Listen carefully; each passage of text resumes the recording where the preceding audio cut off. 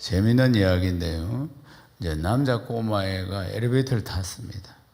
그래서 엘리베이터 안에 승강기 안에 나이가 좀 든 처녀가 강아지를 이래 안고 있었어요. 그러니까 꼬마가 아줌마 얘 이름이 뭐예요? 이러니까 이 아가씨가 고마야 누나라고 불러야지. 그러니까 고마가 아줌마 이 누나 이름 뭐예요? 이름 물었다는 겁니다. 웃기는 이제 넌센스 퀴즈 해볼게요. 가수원에서 과일 먹기 가장 좋은 때는 언제일까요? 주인이 없을 때. 강공서에서 가장 유명한 사람은 누구일까요? 홍길동. 이름마다 홍길동이라 되어 있습니다.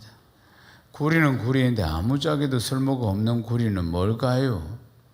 멍텅구리입니다. 멍텅구리. 매일 방귀만 끼는 나무는 뭘까요? 뽕나무입니다.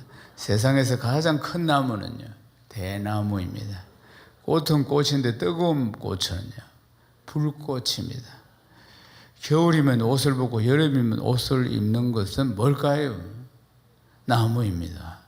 세상에서 가장 부자인 나무는 뭘까요? 은행나무, 은행나무입니다. 오늘 주시는 말씀을 아멘하고 받으면 역사가 일어납니다. 스웨덴 남쪽 발틱해 쪽에 말베라는 도시가 있습니다. 이 말베라는 도시에는 그러니까 코쿰스 조선소가 큰 세계적인 조선소가 있는데 20세기 말에 유럽의 최고의 조선소였습니다. 이 조선소에는 켄트리 크레인이라는 엄청난 최고의 크레인이 하나 있습니다. 이 크레인이 1974년과 73년 4년 사이에 만들어진 크레인인데 이게 엄청납니다. 이 높이가 45층 빌딩하고 맞먹습니다. 그리고 또 길이도 폭도 165m, 165m고 저 크레인을 가지고 저 골리앗과 같은 크레인으로 지금까지 한 75척의 대형 선박을 쭉 건조하는 데 사용되어져 왔습니다. 이 크레인이 한번 들어 올릴 수 있는 무게가 1,500톤, 세계 최대였습니다. 세계 최대. 레일의 폭은 175m. 그래서 말매에서 여기서 사용될 때는 710m였습니다. 말 그대로 이제 골리앗입니다. 세계 최대입니다. 100년 전에 이 조선소가 설립이 되었는데 이 조선소를 통해서 큰 배들이 이 골리앗 크레인을 가지고 많이 이제 만들어냈습니다. 배를. 그러니까 이 조선소에서 만들면은 명품이 되었습니다. 세계 조선업계의 명품을 만들어내는 조선소였습니다. 그런데 이 코쿰스 크레인을 1997년을 끝으로 이제 사용할 수가 없게 됩니다. 왜냐하면은 선박 이제 수주가 안 들어왔기 때문입니다. 선박 수주가 안 들어왔다는 것은 무슨 뜻입니까? 다른 업체와 경쟁해서 밀렸다는 이야기입니다. 이제 이 조선업이 다른 쪽으로 넘어갔다는 이야기죠. 결국은 이제 조선소가 문을 닫게 됩니다. 조선소가 문을 닫으면서 가장 문제가 뭐냐면 이 크레인 처리를 어떻게 할 것이냐 하는 겁니다. 그래서 현대 조선소가 이 크레인을 $1로 계약해서 가져오게 됩니다. 그래서 $1 그냥 줄 수는 없고 계약서를 써야 되니까 $1 계약 그냥 준 겁니다. 말하자면은.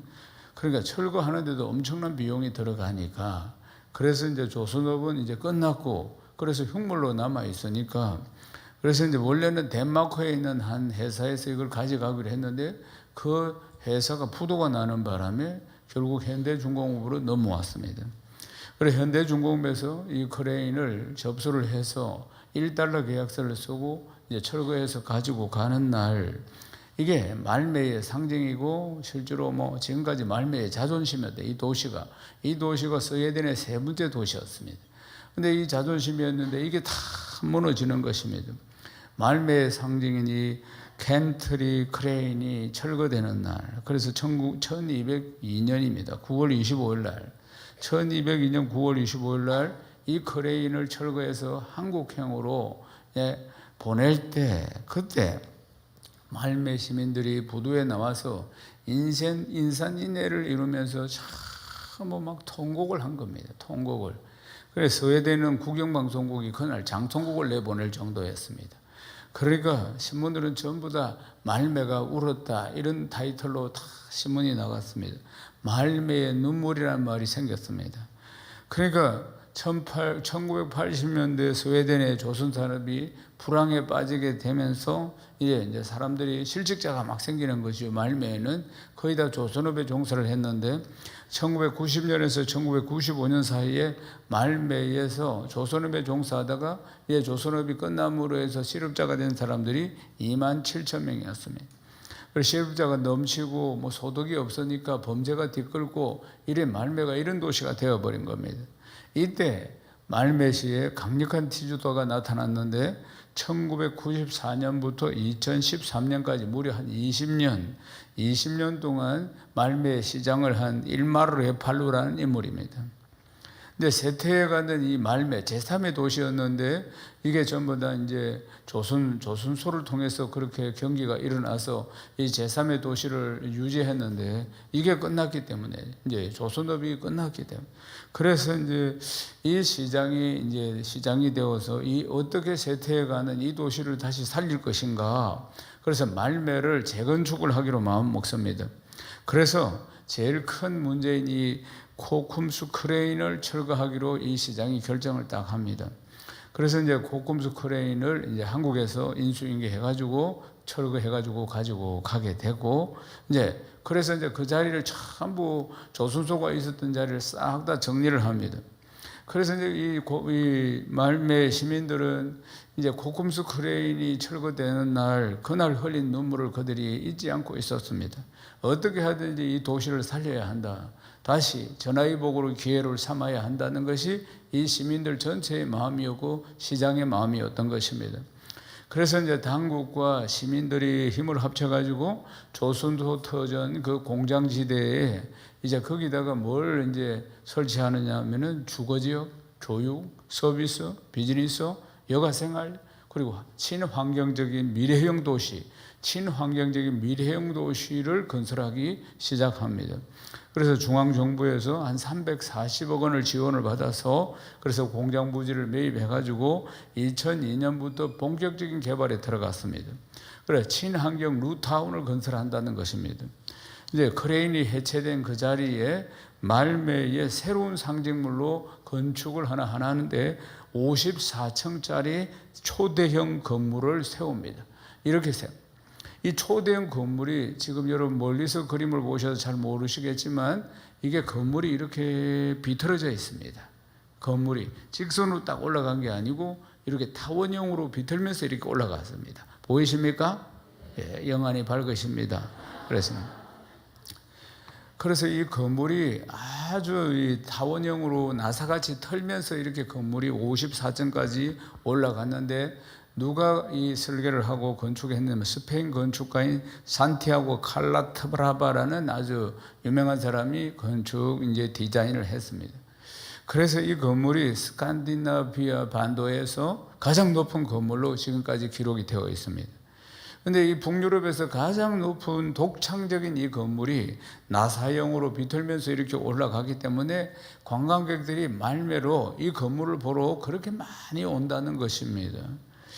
그래서 이제 또 옆에 덴마크가 있는데 덴마크 수도인 코펜하겐과 연결하는 7.8km의 다리를 놓아가지고 그걸 완공해가지고 코펜하겐과 상업적으로 아주 긴밀한 관계를 유지할 수 있도록 다리도 공사를 해서 놓고 그래서 이제 1980년대 세태에 가던 이 조선산업으로 말미암아 이제 이 한 도시 자체가 침몰하고 있었는데 이 시장이 들어서서 이 위기를 그러니까 완전히 이제 기회로 만들어냈다는 사실 아니겠습니까? 교육, 문화, 관광 도시로 재탄생을 시켰습니다. 이 제3의 도시를 갖다가 침몰해가는 이 도시를 사랑하는 여러분 그렇습니다. 누구든지 위기를 만나고 누구든지 시련이 있고 고난이 있는데 어떻게 하든지 이 위기를 어떻게 극복하느냐에 따라서 위기가 기회가 될 수도 있고 아니면은 극복하지 못하면은 완전히 침몰하게 되는 것입니다. 오늘 본문에도 위기를 맞이한 두 사람의 이야기입니다. 12해 동안 혈루증을 앓고 있는, 혈루증이라는 계속 화혈을 하는 것을 말합니다. 12해 동안 혈루증을 앓고 있는 이 여인과 또 사랑하는 딸을 이제 잃게 될 위기에 처한 이 회당장의 이야기입니다. 사랑하는 여러분, 이 위기, 절대절명의 어떤 위기 속에서 이 두 사람이 어떻게 문제를 해결해 나갔는가, 오늘 말씀을 통해서 큰 깨달음과 은혜가 있기를 주의 이름 축원합니다. 예수님께서 이제 배를 타시고 갈릴리 바다 서편으로 이제 건너가셨을 때 많은 사람들이 모여들었습니다. 항상 많은 사람들이 모여듭니다. 예수님이 가시는 곳마다 표적과 기사가 나타나고 질병을 고쳐주고 귀신을 쫓아내고 먹을 문제들도 해결되고, 그러면 여러 가지 표적과 기사들이 많이 나타나니까 사람들이 인산인해를 이루면서 따라다니기 시작했습니다. 그때 회당장 야이로가 예수님 앞에 나와서 엎드렸습니다. 회당장 야이로, 회당장은 그래도 아주 권력이 있는 고위관직입니다. 그런데 이 사람이 내가 낸대하고 살아가는 사람이 예수님 앞에 나와서 엎드렸다는 것입니다. 왜요? 위기가 찾아왔기 때문입니다. 그 위기가 뭐냐? 딸이 병들어서 다 죽어가고 있었기 때문입니다. 마가복음 5장 21절에서 22절을 읽겠습니다. 예수께서 배를 타시고 다진 맞은편으로 건너가시니 큰 무리가 그에게로 모이거늘 이에 바닷가에 계시더니 회당장 중에 하나인 야이로가 하는 이가 와서 예수를 보고 발 아래 엎드려, 발 아래 엎드렸다. 발 아래 엎드렸다는 것이 경배하는 것이고 경외하는 것을 말합니다. 또 발 아래 엎드렸다는 것은 간절함을 말하는 것이며 또 절실함을 지금 말하는 것입니다. 그럼 간절함과 절실한 마음으로 예수님 앞에 지금 무릎을 꿇고 청을 하는 것입니다. 또 한 사람은 뭐냐면 12해 동안 혈루증을 앓고 있는 이 여인인데, 이 여인은 어떻게 했는가? 마가복음 5장 25절에서 27절 읽겠습니다. 12해를 혈루증으로 알아온 한 여자가 있어 많은 의사에게 많은 괴로움을 받았고 가진 것도 다 허비하시되 아무 효임이 없고 도리어 더 중하였던 차에 예수의 소문을 듣고 무리 가운데 기어도 뒤로 와서 그의 옷에 손을 대니, 여인이 무리 속을 뚫고 들어왔다는 것입니다. 이 여인이 예수님에 대한 소식은 들었습니다. 이 여인은 12해 동안 자기의 병을 고치기 위해서 많은 의사를 만나고 했지만은, 그리고 가지고 있는 가산을 다 탕진할 정도로 자기 병을 고치기 위해서 애썼지만은 의사에게 많은 괴로움을 받았고 가진 것도 다 허비하였으되 아무 효염이 없고 도리어 병이 더 중해졌다, 이렇게 이야기하지 않습니까?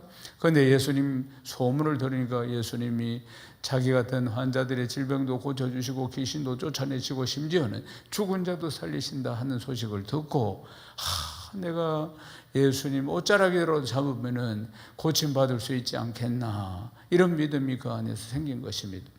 예수님 주변에는 인산인해를 이루었다고 하죠. 12의 혈루증을 앓고 있는 이 여인이 무슨 힘이 있겠습니까? 가냘프고 아주 연약한 여인이겠죠, 말하자면. 그런데 이 인산인해를 이루는 사람들의 틈을 뚫고 들어왔다는 게 이게 기적입니다.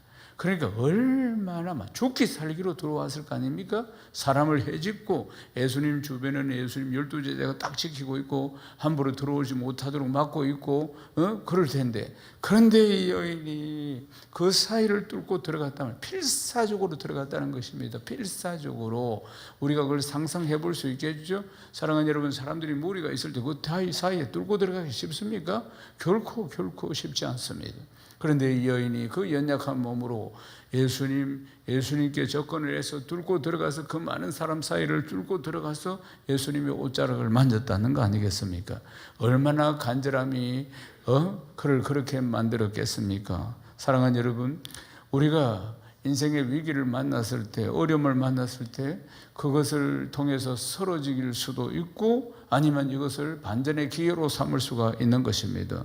사랑하는 여러분, 어떠한 경우라도 예수를 믿는 사람들은 문제를 만났을 때 문제를 처리하는 방법이 세상 사람들과 달라야 합니다.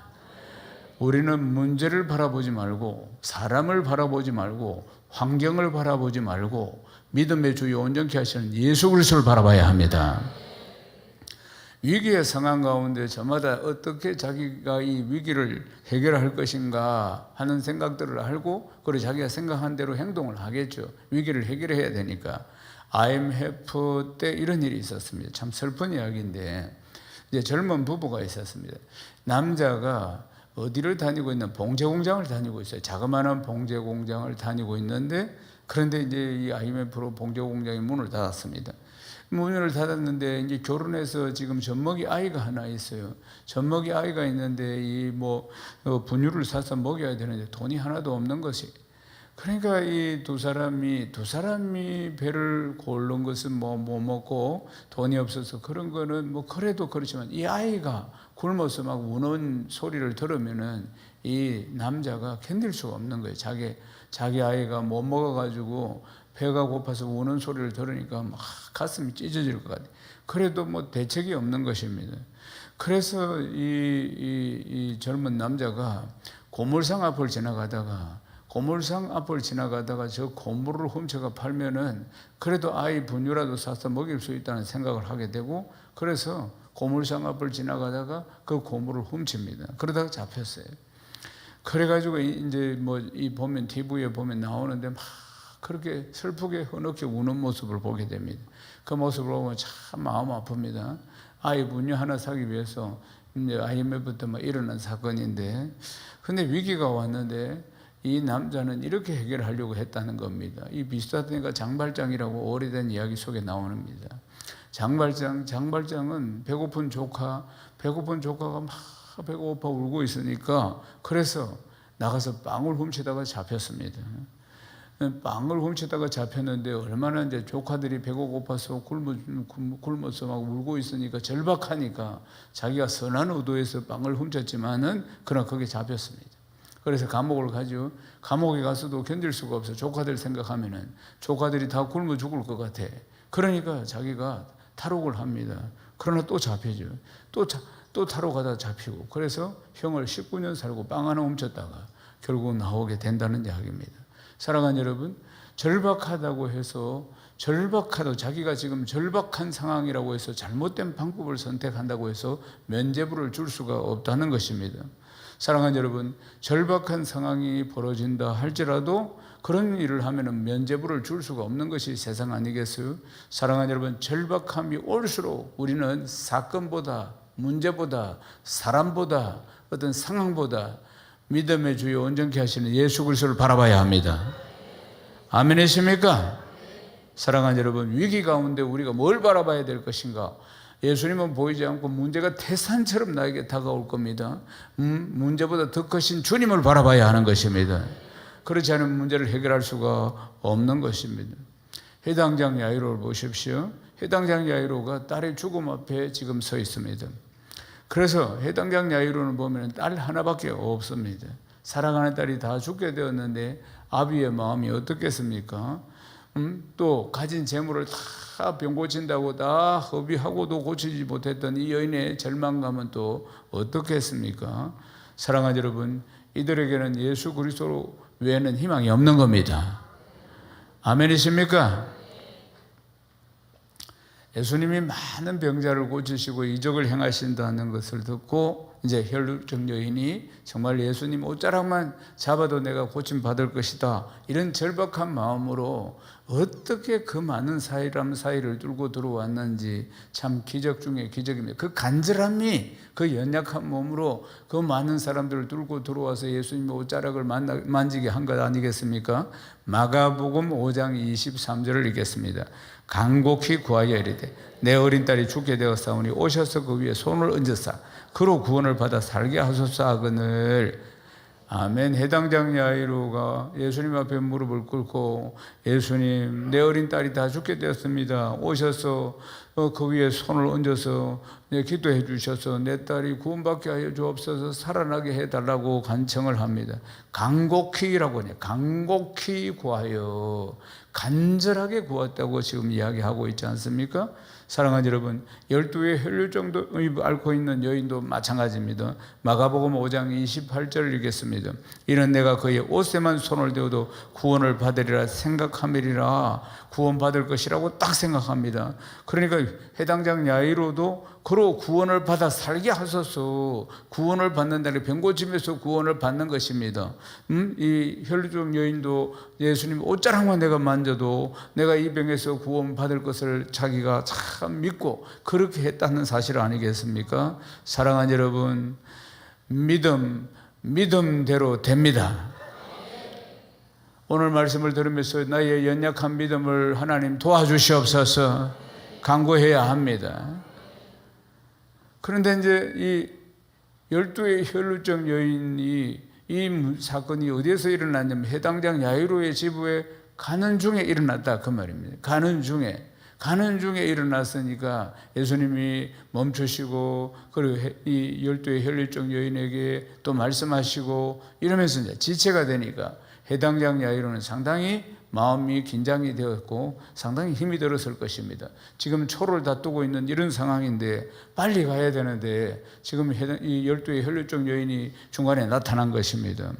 그때 12의 혈루증 여인과 이야기를 하고 있을 때 저 야이로의 집에서 해당장의 집에서 사람이 왔습니다.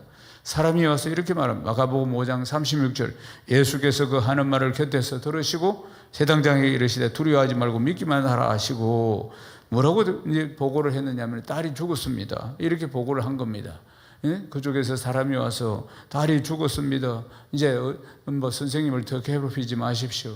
예수님 필요 없다 그 말이 딸이 죽었다. 그러니까 선생님 올 필요도 없다. 죽으면 끝이니까. 사람들이 생각하는 것은 죽으면 끝 아니겠어요? 그럴 때 예수님이 곁에서 듣고 계시다가 그 하는 말을 곁에서 들으시고 해당장에게 이르시되 두려워하지 말고 믿기만 하라. 두려워하지 말고 믿기만 하라. 두려워하지 말고 믿기만 하라. 예수님이 딸이 죽었다는 이야기를 듣고도 두려워하지 말고 믿기만 하라. 믿음을 요구하고 계시는 것입니다. 오늘도 이 예배에 오신 모든 분들에게 주님은 믿음을 요구하고 계시는 것입니다. 언제나 신앙생활을 할 때 결단할 때가 있으며 언제나 주님은 우리의 믿음을 보시고 역사하신다는 것입니다. 네 믿음대로 될지어다. 성경에도 많이 나오죠. 네 믿음대로 될지어다. 믿음이 연약한 자여 어찌 그리 의심하느냐 이런 이야기도 하시고 말하자면 요한복음 14장 1절을 읽겠습니다. 너희는 마음에 근심하지 말라. 하나님을 믿으니 또 나를 믿으라. 또 나를 믿으라. 또 나를 믿으라. 사랑하는 여러분, 예수님의 제자들이 예수님을 3년 반 동안 따라다녔습니다. 예수님을 3년 반 따라다니면서 예수님이 왕 되시면은 한 사람은 좌의정하고 한 사람은 우의정하고 그리고 또 모두 다 이제 예수님의 제자들은 다 한 자리씩 차지할 것을 기대하고 꿈꾸며 예수님을 따라다녔는데 예수님이 그런데 십자가를 지시고 그리고 나서는 성천하실 것이라고 그렇게 말씀하니까 이 땅에 예수님은 사라지는 것입니다. 그러니까 그들 안에 근심이 확 찾아왔습니다. 예수님이 없는 그들의 존재는 있을 수가 없으니까. 그리고 예수님을 따라다니면서 그렇게 기대하고 갔다 이 말입니다. 그러니까 그들 안에 근심이 많이 있는 것을 보고 이야기를 하니까 그들 안에 근심이 새카맣게 밀려오는 것을 보고 주님이 너희는 마음에 근심하지 말라. 하나님을 믿으니 또 나를 믿으라. 이렇게 말씀하셨다는 것입니다. 사랑하는 여러분, 참된 믿음이 있으면 세상 근심은 떠나갑니다. 내 안에 자꾸 염려, 걱정, 근심이 있는 것은 주님을 향한 참된 믿음이 부족해서 그런다는 것입니다. 참된 믿음을 가지게 되면 능치 못함이 없습니다. 아멘이십니까? 할 수 있거든이 무슨 말이냐? 믿는 자에게 능치 못함이 없느니라. 사랑하는 여러분, 그리고 나서 예수님이 이제 십자가에서 죽으시고 우리 죄를 다 담당해 주시고 그리고 사흘 만에 사망 권세를 깨뜨리시고 부활하셨습니다. 부활하시기 전에 말씀하셨습니다. 성령을 보내주시겠다고 말씀하시고 그리고 약속하신 성령을 우리에게 보내주신 것입니다. 아멘이십니까? 베드로전서 1장 3절에서 4절 말씀을 읽겠습니다. 우리 주 예수 그리스도의 아버지 하나님을 찬송하려다 그의 많으신 긍휼대로 예수 그리스도를 죽은 자 가운데서 부활하게 하심으로 말미암아 우리를 거듭나게 하사 산 소망이 있게 하시며 썩지 않고 더럽지 않고 새하지 않은 유업을 있게 하시나니 곧 너희를 위하여 하늘에 간직하신 것이라. 사랑하는 여러분, 이 땅을 살아가면서 세상 근심, 걱정을 다 벗어나는 아주 중요한 원리를 지금 말씀하고 있는 것입니다. 가장 중요한 원리는 믿음인 것입니다. 믿음이 우리에게 참 소망을 주시는 것입니다. 믿음이 우리 인생의 근심과 걱정을 벗어나게 만들어 주시는 것입니다. 믿음이 이 복음의 능력을 누리게 하는 것입니다. 복음이 뭡니까? 가난한 자를 부욕케 하고 포로된 자를 자유케 하고 눈먼 자를 보게 하고 눌린 자를 해방시켜 주시는 이 복음의 능력은 믿음으로 누리게 되는 것입니다. 구원의 기쁨과 감격을 어떻게 누립니까? 믿음으로 누리게 되는 것입니다. 마가복음 5장 34절을 읽겠습니다. 예수께서 이르시되 따라 내 믿음이 너를 구원하였으니 평안히 가라. 네 병에서 놓여 건강할지어다. 두렵고 떨리는 마음으로 예수님의 옷자락을 잡았는데 혈루골이 딱 그 자리에서 마르는 것입니다. 병이 나온 줄을 딱 깨닫게 돼. 그 자리에서 깨닫게 됩니다. 예수님께서 그 능력이 자기에게서 나간 것을 아시고 내 옷에 손을 누가 대었느냐 물었습니다. 제자들이 사람들이 많이 에워싸고 있으니까 아무나 만질 수 있는 거 아닌가 이런 생각을 하고 있었을 것입니다. 그런데 이 여인이 나옵니다. 이 여인이 옷자락을 만져서 그 자리에서 고침받은 이 여인이 딱 나옵니다. 네 믿음이 너를 구원하였으니 평안히 가라. 할렐루야. 네 믿음이 너를 구원하였으니 평안히 가라고 말씀하시는 것입니다. 해당장 야이로에게도 딸이 죽었다고 보고가 들어왔을 때 주님이 곁에서 듣고 두려워하지 말라 믿기만 하라고 말씀하셨습니다. 아멘이십니까? 두려워하지 말고 믿기만 하십시오. 여러분 믿음이 중요한 것입니다. 그래서 이 해당장 야이로의 집에 도착해서 이제 12명의 제자 중에서 9명은 앞에 두고 3명 항상 중요한 때에 3명을 데리고 가십니다. 베드로, 야고보, 요한. 베드로, 야고보, 요한이 12명 중에서 믿음이 제일 좋았기 때문입니다. 그래서 3명을 데리고 변화산에도 3명을 딱 데리고 갔습니다. 그래서 이 3명을 데리고 해당장 집에 들어갑니다. 들어가니까 사람들이 딸이 죽었으니까 심히 통곡하고 울고 있는 장면입니다. 그래서 예수님이 이렇게 말씀합니다. 죽은 게 아니고 잔다. 이렇게 말씀하니까 이 무리들이 다 예수님을 비웃는 겁니다. 잔다고 하면서 이제 이렇게 비웃는 겁니다. 막 이제 비웃는 거예요. 죽었는데 잔다고 한다고 사람들이 비웃는 거예요. 그러니까 예수님이 다 내보내라. 그 사람들 믿음이 없는 사람들 다 내보내라고 하십니다. 다 내보내고 예수님을 비웃던 무리들 다 내보내고 그리고 아이 부모와 그리고 이 세 제자를 데리고 딱 들어갑니다. 그리고는 손을 잡고 아이의 손을 잡고 달리다쿰 이렇게 합니다. 달리다쿰 번역하면은 내가 내게 말하노니 소녀여 일어나라 이 말씀입니다. 그러니까 죽은 소녀가 바로 일어났습니다. 할렐루야. 바로 일어나서 걸으니 많은 사람들이 놀랬다는 이야기 아니겠습니까? 믿음이 죽은 소녀를 살리는 것입니다.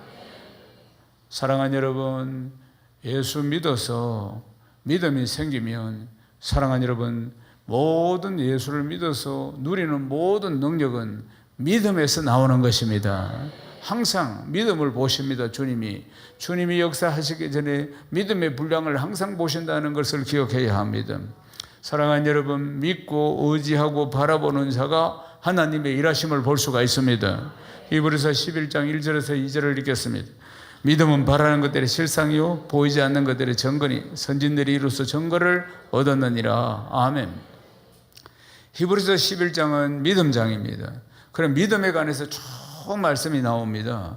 중요한 단어가 뭐냐면 믿음으로라는 단어입니다. 믿음으로 아벨은 가인보다 더 나은 제사를 드렸고 믿음으로 에녹은 죽음을 보지 않고 옮겨졌으며 믿음으로 노아는 방주를 준비하였고 믿음으로 아브라함은 순종하였고 아브라함 믿음으로 이삭을 드렸고 믿음으로 이삭은 야곱과 에서를 축복했으며 믿음으로 야곱, 믿음으로 요셉, 믿음으로 모세, 믿음으로 기생나합.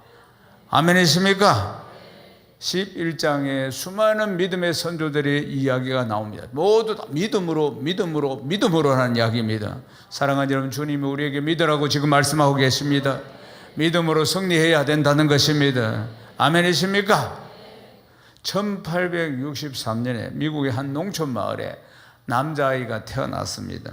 아이가 초등학교를 졸업하고 그리고 나서는 취직을 했는데 대도시인 디트로이트로 가서 취직을 했습니다. 그래서 16살이 되었을 때 발명왕 에디슨이 세운 회사에 들어가게 됩니다. 그곳에서 이 소년이 하는 일은 허들의 일을 하는 것입니다. 근데 이 소년은 허들의 일을 하면서 조금씩 기술을 배워나갔고 조금씩 배우는 기술에 따라서 성진을 하게 되고 결국 이제 기계를 다루는 직공이 되었습니다. 어느 날 기계를 다루고 있는 직공이 된 이 소녀가 우연히 회사에서 이 사업주인 에디슨과 마주치게 됩니다. 그래서 이제 에디슨, 이 회사의 주인이죠. 에디슨과 에디슨이 현장에 온 것 같아요. 마주쳤을 때 그때 양해를 구하고 이 소년이 자기가 참 궁금했던 문제에 대한 질문을 합니다. 그래서 이제 휘발유가 기계를 움직일 정도의 에너지원이 될 수 있을까요? 그 당시까지는 휘발유가 그렇지 않았습니다. 휘발유가 기계를 움직일 정도의 에너지원이 될 수 있느냐고 이 에디슨에게 물었을 때, 그러니까 자기가 기계를 다루면서 이제 궁금증이 생긴 게 지금 휘발유를 가지고 에너지원을 만들 수 있는가, 이 부분에 대한 아주 궁금증이 너무 많았어요. 그래서 에디슨에게 물었습니다. 그러니까 에디슨이 생각을 조금 하더니 가능하다고 생각하네, 이렇게 대답을 했습니다. 에디슨의 대답을 들은 이 소년이 이제 그때부터 버는 돈으로 기계와 관련된 책을 다 사고 퇴근하면은 기름으로 기계를 움직이는 연구를 하기 시작했습니다. 1년이 지나고 2년이 지나고 4년이 지나고 5년이 지나고 수많은 실패를 경험하면서 그래도 포기하지 않았습니다. 포기하지 않은 이유가 딱 한 가지 있습니다. 에디슨이 가능하다고 했기 때문에. 그래서 그 말을 믿고 이 소년은 수없이 실패를 하지만은 계속해서 자기가 번 돈 가지고 전부 다 투자를 해가지고 자꾸 실험을 해보는 것입니다.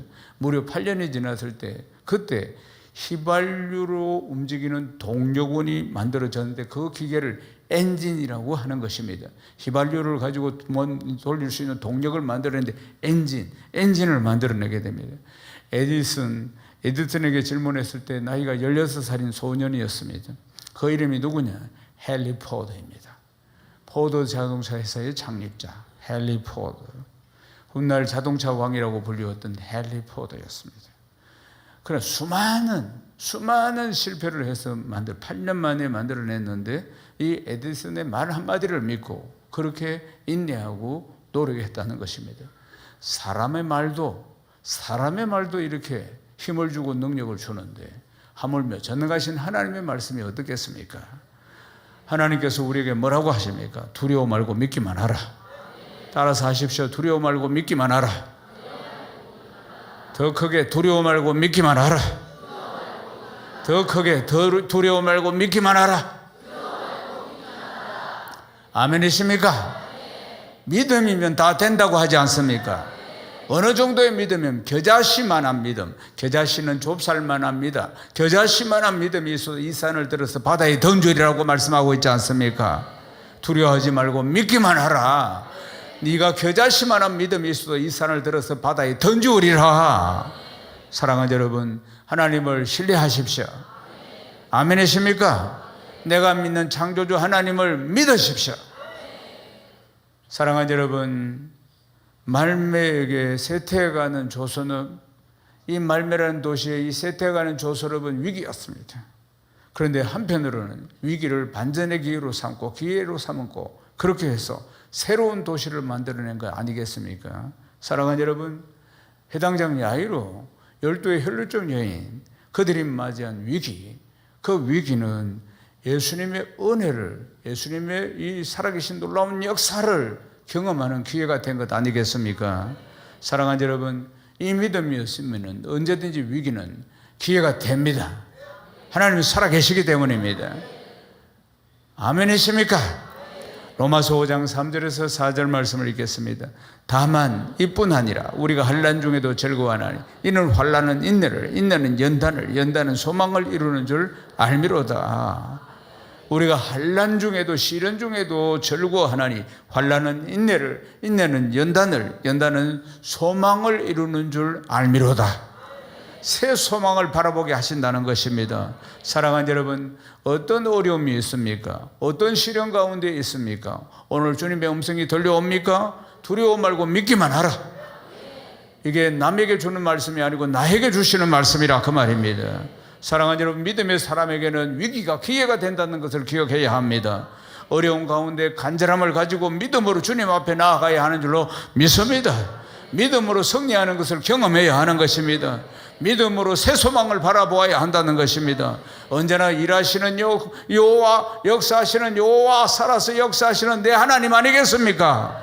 굳건한 믿음으로, 굳건한 반석 위에 내 믿음이 세워져서 어떤 시련이나 어떤 환란이 온다 할지라도 삶 소망 되시는 하나님 바라보고 날마다 승리하시기를 주님의 이름으로 축원합니다.